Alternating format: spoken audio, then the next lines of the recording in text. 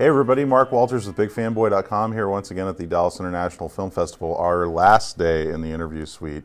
And we saved you the best people for last because we have the crew here from Chasing Shakespeare. Norry Niven, the director, Chelsea Ricketts, the star, and James Bird, the writer. We're here for Chasing Shakespeare, and I got to see this before the festival, which was fun, and we got to talk before the festival as well, and I really enjoyed this a lot. I actually sat and watched it with my mom, and we kind of like had a cry together and everything, and it was just a fun, it was a great kind of family film that you really don't get a lot of these types of movies anymore, that you can sit and watch with anybody and find something relatable to it that you can take away from it. Let's talk first and foremost about, obviously we discussed this before, but since we have everybody here, kind of the genesis of bringing this thing together and you guys kind of getting involved with one another, and then bringing in Chelsea, of course, to just knock it out of the park and be our lead actress here. Yeah, sure. James and I had met on a project that happened before this that's still in the works, and it was with another studio, and it was sort of a difficult process. And in the middle of that, he wrote this beautiful story and sent it to me, and I absolutely fell in love with it. It's a happy, emotional takeaway, but you're still crying. It's like the first time you fall in love, and you can't stop the tears. It's a good thing. It's not a dark, sad film. It's a happy, uplifting, spiritually motivating story. And I kept handing it around to people. I let my wife read it, and we were on a flight, and she was way up front, and I was in the back of the plane. I saw her shoulders shaking and a man holding her to comfort her. And so I was like, well, if she read it and she lost it on this airplane, then we have something here. And his words are incredible, and the story is just amazing. And then we put the project together with Anya Rimazova, and we brought on Danny Glover, who read it and fell in love with it as well, and Graham Greene, who also fell in love with the project. And we're absolutely blessed to find Chelsea Ricketts to play our young Venus Red Hawk. She is Venus, There's only one actor on the planet to play that part, and she's sitting right here. So we were so blessed and lucky to have her be a part of it. Chelsea, what were your thoughts when you first read the script? They've heard me say this a bunch. I read the script at like midnight, and my trailer was in Boston working on another movie, and my manager actually texted me and was like, read the script I sent you, because she knows I'm like gonna let it sit in my email for a couple days. She was like, read it. So I had some downtime, read it, put myself on tape that night at about 2 in the morning with another one of my co-stars from this movie. Terrible quality tape. Terrible. You couldn't see me. It was awful, but I was obsessed. I call her. I'm like, please, if you're going to push for anything, please push for this.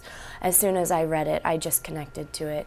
And to Venus, she's just like perfect. Thank you, James.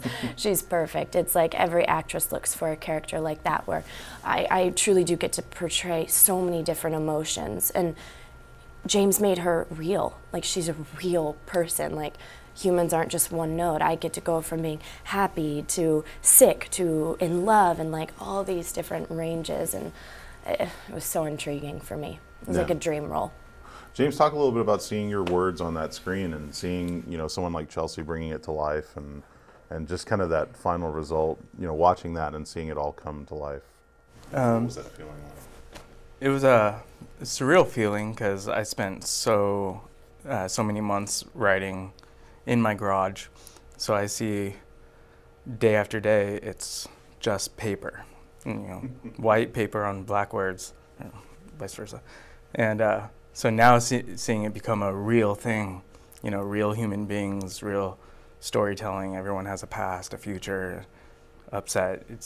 It's a unreal experience. And then, so I give it life, and then I give it to him, and he gives it more life, and he gives it to her, and she gives it more life. So, and that's like the story is just life continuing. So. What does it seem like a lot of people take away from this? I know I personally felt, that there's so many relatable things to it, and there's so many things that I think touch people on a personal level. But, like some of the comments that you've been hearing from people maybe coming out of the screenings, what are some of the things that you're getting in feedback? It's been really interesting and very divergent. One person will call me, an industry professional, called and she couldn't speak, and she'd just seen it. And she said, "I'll call you back." And then she, an hour later, she called back. She started talking again. Then she couldn't. She started crying again. And then people will grab you or hold me and say, this reminds me of my father we lost, or this reminds me of the time that was a couple had been married for 35 years, the day we fell in love. The day it was the first time they talked about it together as a couple in decades. That the film brought that out in them. So it's different. Everyone sort of finds something different, and I feel like on subsequent viewings you get something else out of it. Our assistant director, who's seen it 4 or 5 times, had the epiphany about the whole third act last night. He got it, right? And so it was such a subtle thing for him, and he's sitting in the audience last night crying, and he couldn't wait to tell me after the movie. He's like, "Oh my gosh, I was too close to it. I didn't know, the secrets that were revealed in that third act." So everyone gets something, I think, if you invest in it. It's just like barbells, Yeah. If you put effort into it, or a piece of art or a novel that you take time to study or listen to or read, you get a lot out of it. It's an investment. I think it's an intellectual and an emotional investment, and once you go through that process, then it's really fun, and there are so many things that come out for you as an individual. Yeah, absolutely. Chelsea, talk a little bit about having to deliver Shakespeare on stage in front of those people and what that moment was like. Because Shakespeare's not easy to... Oh, I was terrified. Yeah, I would bet. I was terrified. I think I went up to Norry a billion times, like, "I don't know what to do, like, I'm so scared." But actually, with Norry's help, also Ashley Bell helped me out a lot. She sat with me in my hotel room for probably 2 hours. And the thing I can say is that she just explained it in like modern day words. Like she just told me what the story was saying. Because you read it and it's like, oh no, this is like another language. So she just explained it to me. I took my nerdy little notes, and like once you understand what you're saying, it just, I didn't worry anymore. Like I wasn't scared of it. So yeah, I mean, I was scared. Even in that moment when you guys were shooting on the top of the theater and delivering it out to all the people, I mean, even in those moments, it's got to be a little bit nerve-wracking. Yeah. Oh, of course. Yeah. It's definitely nerve-wracking. The only thing I could do was try to feel as confident as I could and study it as much as I could to understand it. And then from that, it's just kind of, you just let it go. Because Venus is confident in it. There you go. Yeah, I was. Absolutely. Talk a little bit about just like being here at the Dallas International Film Festival and what that means for you guys, what the experience has been like since you've been here, and what you'll probably take away from it once you leave. Talk a little bit about that. Well, I've been to Texas twice now, and once was to film the movie, and then now it's to see the movie. So it's full circle. Yeah, so it's full circle. First time seeing it on screen, first time seeing a lot of the crew back together again. So I'm loving it here. Yeah. It's an honor. I really wanted to premiere, this being my hometown. I wanted to premiere here in Dallas. So, it was obviously it's always a risk when you're entering into a festival whether you'll be accepted or not. So it was an honor to get accepted, and for us being here surrounded by our family and our crew, it's important, because really it's our first opportunity to show the world the film. And last night was the first time anyone had seen that iteration of the film. There are 5 new updated effects, and you've seen it, and new audio mix, and new, it's a different experience for everyone last night. And that's the film we want everyone to see now. So I kind of wanted it to be here, which is terrific. And James Faust and Michael Caine introduced us last night. It's the only film he introduced for the whole festival, and because he's got a young baby, and it was such a delight to have him there, and just him talking made us all, got us all teary-eyed. It was pretty amazing. So yes, we're delighted, and the festival's been amazing, and our volunteers and everyone that's been here has been amazing, and our hosts, and just the entire experience has been wonderful.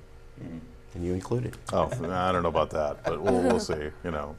Chelsea, do you have any particular memories so far? Or, well, to me, I'm coming home. Yeah. I'm born and raised Texan. I live out in Los Angeles now for work, but I'm originally Houston. My whole family's still there. It's a different mentality here than like in Los Angeles. I mean, I know you guys know 100%. that, but you know, it's I guess it's a little more welcoming and heartfelt and sincere in a lot of ways than Definitely what you get in LA. It's homey. It's I love everything about it. I'm not saying LA sucks. I'm just saying. No, it's it a doesn't. very different type but of it's mentality, a different so, feel. Yeah, it is. It's nice to come home. Every excuse, I'm like so excited. This is a great reason to be back. So yeah, well, we're glad to have you guys here. Tell everybody, where can they see Chasing Shakespeare if they missed it here? Where do you guys go next, or what's the next step at this point? We'll be at First Glance Hollywood on April 26th, and they added a screening on the 27th. The 26th is sold out, but we can still get you in if you're out there. And that's at the Raleigh Studios, Charlie Chaplin Theater's an amazing theater. Oh wow, okay. On the evening of the 26th and the matinee on the 27th. Oh, that's great. Yeah, we're excited. And then it travels. We have a special screening at the Cannes Film Festival on the 21st, which is the middle of the week at Cannes, at the Palais, the giant screen there, and we're thrilled about that. It should be an incredible experience. And you know, talk about being on the world stage. We're doing French subtitles as we speak right now. It's very expensive. And then we go to the Big Island. We have a festival there. The Montreal International Black Film Festival is honoring Danny in September, and it's a closing night film for the festival, and we're super excited about that. And so is Danny. He loves Montreal and he loves this particular festival. So it'll be a huge honor. And that'll be the first time will have been in attendance at one of the screenings. So we're all looking forward to that. It's a fantastic film. I really enjoy this, and thanks so much. I mean, it seemed, like you said, it seems like the obvious choice to bring it here, but we're glad that you did. Thanks for having us. Yeah, absolutely. Look for more information about Chasing Shakespeare at dallasfilm.org, and we'll have more information at bigfanboy.com as well. And big thanks to you guys. I hope it's been a fun ride. So thank you for having us. Y'all take care.